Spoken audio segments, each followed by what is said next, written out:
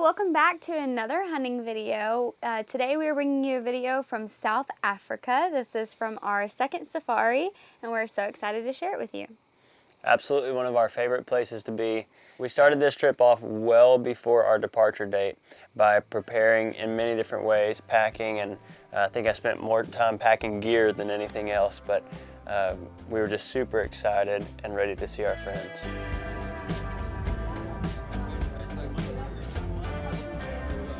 So we met Ari here in the States in 2019, and we quickly hit it off, became friends, spent a lot of time together. And so whenever we visited them before, the first time we went to South Africa, we were able to form a relationship with his wife, Yolandi, and their two boys. And so leaving them was really hard. Being 9,000 miles away from them for 8 months was really hard. So we were so excited to come back and to see them again. And luckily they were waiting for us at the airport. Oh, he's back there, he sees us.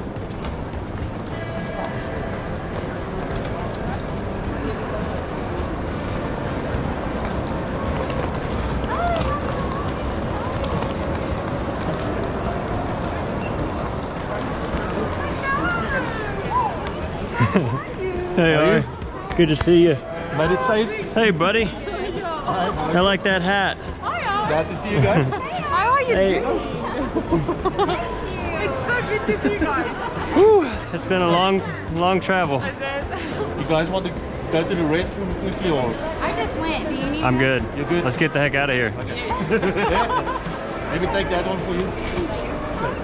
Well, we pull into the gate here, and it's always really cool because the signs there on the gate have dangerous game warnings there, and we pull in and I see some eyes along the fence, and we pull up there close, and I jumped out, and it was an African porcupine, and this is one of my bucket list animals. And I said, Ari, can I shoot it? And he said, no, it's too late. The ranch owners have gone to sleep. We don't want to wake them up with gunshots in the middle of the night. So we had to pass on it, and it was kind of wedged up on the fence, trying to figure a way out, and so I got to go run right up on it and video. So when we got to the lodge, we got all of our stuff unloaded off the truck, and there was a table full of food. So we had already eaten on the way from the airport, and then there were more snacks for us. Luckily, we were hungry, and it was something that we had never had before. It was like a meat pie kind of thing, and bread, like an Uncrustable type thing. I don't know, but it was really good. Definitely something good to eat. We were very tired just from the travel and getting in, so we went to bed, and then we were very excited to start hunting the next day. So on our last safari, I ended up falling in love with the Gemsbok oryx. I don't really know what it is about them, just the way that they run. They're so beautiful. Their horns are straight up, which I think is really, really unique. And I think that they're like a ninja. They've got the black on the eyes. So I was just really attracted to them. So I fell in love with them and decided that that was #1 for the list for the second safari. Yeah, so we decided, hey, we're gonna get up early. Kayla's been thinking about this animal for a long time now, and so we wanted to really just put that at the top of our priority list. And so we started off with a good breakfast as usual. They always just, the food that they pile up it's a feast every meal. So we started with breakfast, and then we went out to the shooting range just to get familiar with the rifle again, do a little shooting and practicing. And Ari said, hey, I'm gonna leave Yolandi and the kids there at camp so we can really do some hiking and things today. And we said, no, bring them, you know. We missed them. Yeah, bring them with us. So this was a whole just family thing with the boys running around, and Ari and Yolandi and William, the tracker, and we had a driver and the two of us. It was a full truck. So this was a lot of fun just having them there and getting ready to go out on your hunt.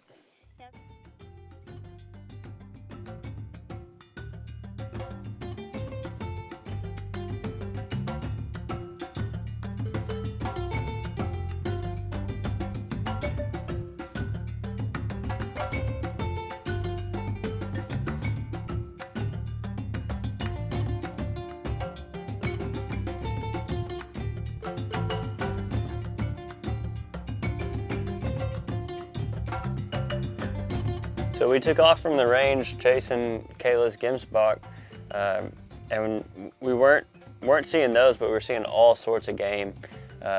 This was just a really cool start to our hunt. Immediately we ran across some springbok that were butting heads and fighting and carrying on. That was really neat. And then we saw a nice warthog, but I held off because I wanted Kayla to get her shot. So this is a funny little clip here. Yes, yeah, he was in the ground, messing around. My dad would be ashamed of me right now.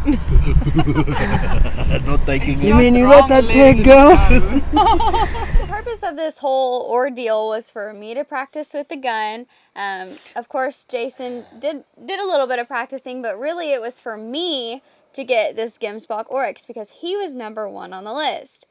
But after we were driving around for a little while, that quickly changed. Yeah, on my list, I've been just really looking at the black wildebeest. I love the hair on their nose, the way it stands up, just a really neat animal.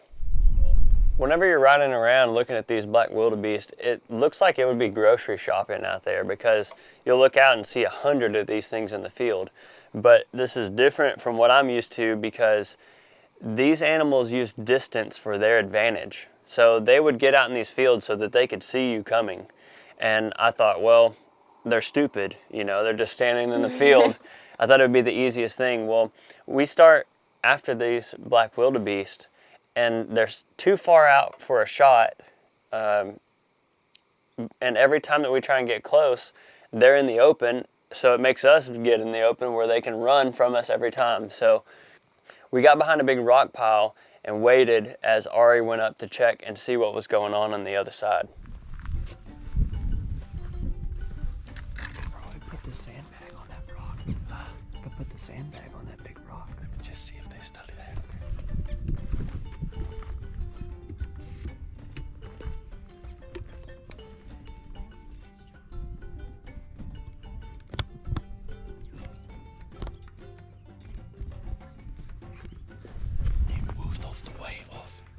About 300 yards. If you want to, we can try to go straight towards it. Okay, ready? Try.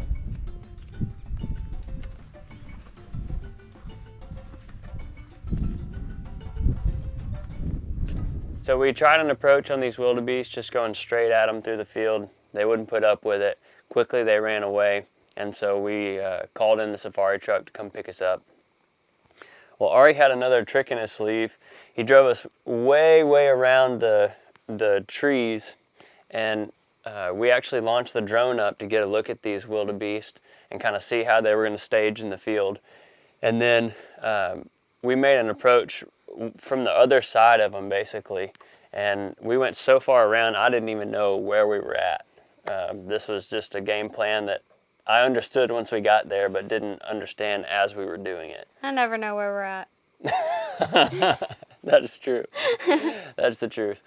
So this was just a really cool stalk. I realized that these were not going to be as easy to hunt as I thought. I mean, there was a herd bull that was protecting his herd and just giving us all sorts of grief because he kind of knew we were in there. And the ones that we were after were still over 200 yards out in the field. Yeah, so there's two things we haven't mentioned yet. One, it was raining off and on this whole time. Two, when it's that open, it doesn't look as far as it actually is. And you think, oh, they're just right over there. No, they're really far. But they still knew exactly where we were. And we are crawling on our hands and knees and then stopping and waiting and then crawling on our hands and knees again to get up close to these wildebeest.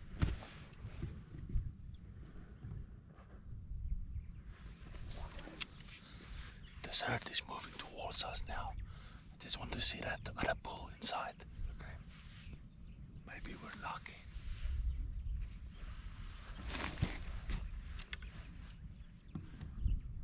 If the wind stays like this, it's gonna be good.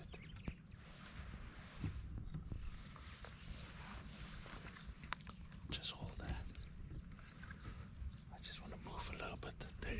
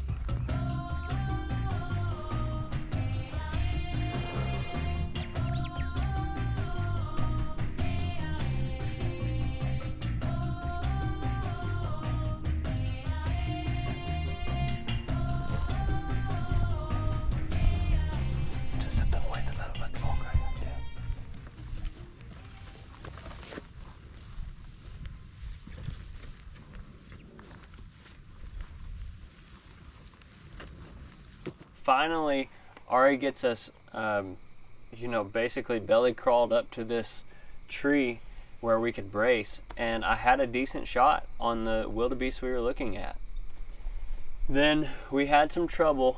This herd bull that was protecting his herd came over and started messing with the trophy bull that we were after, and he just wasn't looking for a fight, and so he ran even farther out into the field. And let me tell you, this old East Texas boy is used to some short range shooting. We don't have long distance shooting here, so I was a little bit uncomfortable, kind of propped weird on the tree. Yeah, you didn't have much room to turn at all, and you were on a tree. Yeah. Not even on sticks. So, so I was just doing the best that I could. I felt like I had a good shot, and so as soon as he got turned broadside, it was go time. You see the one to the right is feeding, and there's one left of them facing straight at us. You see which one? Is it on the shoulder, not behind? I'll tell you which angle.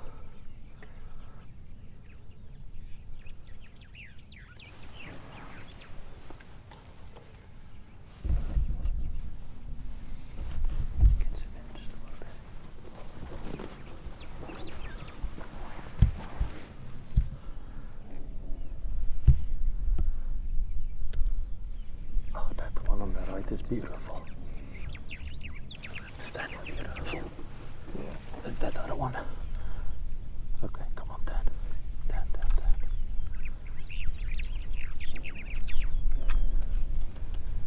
You see that the one to the right how he's standing? Yeah. You see the shape of the shoulder? It almost makes like a line or something. Mm-hmm. So yeah, just about 4 inches underneath the spine you have to aim. On that crease? Yeah, that line, it's almost a dark line on the shoulder. Yeah. Like right here. Yeah. If that left one, that one that we want to shoot, if it turns like that, that's where you have to aim.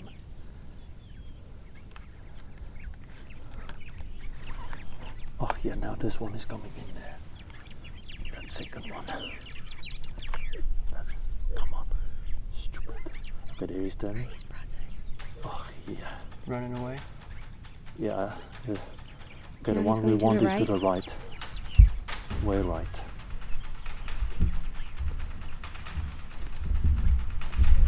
You still have it? Yeah. Okay, you have to, on the spine, a little bit behind the shoulder. Okay. Got him?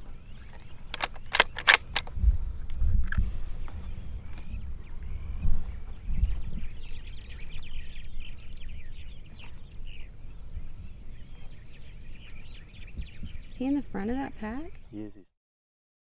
Oh, dang it.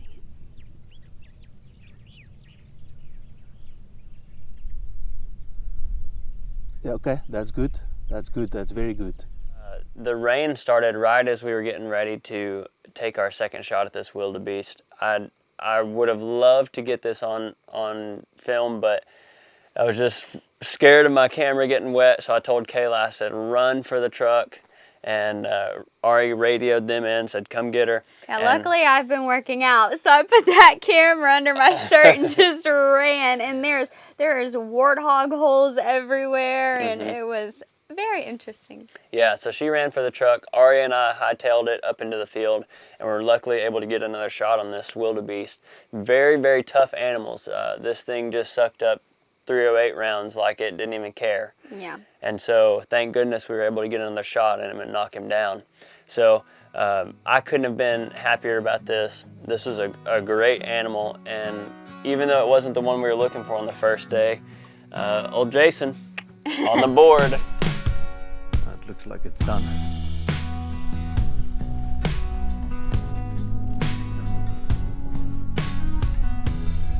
Good? Yeah, it's good. Oh, nice one. Oh, thank you, Ari. Nice. Yeah. Very Look at his cool. bosses. Very nice. Look at the hair on his nose. Yeah. My goodness. Some mane there. That's what I wanted, was one with some big hair on his face. Got your nice white tail. after the rain. Yeah, so yeah.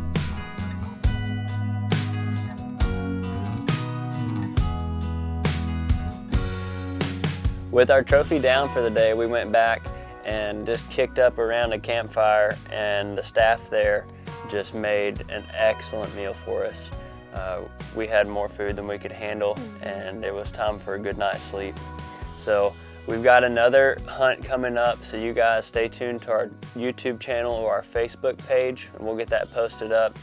South Africa is one of our favorite hunting destinations, and we've got some awesome action coming up here in just a little while.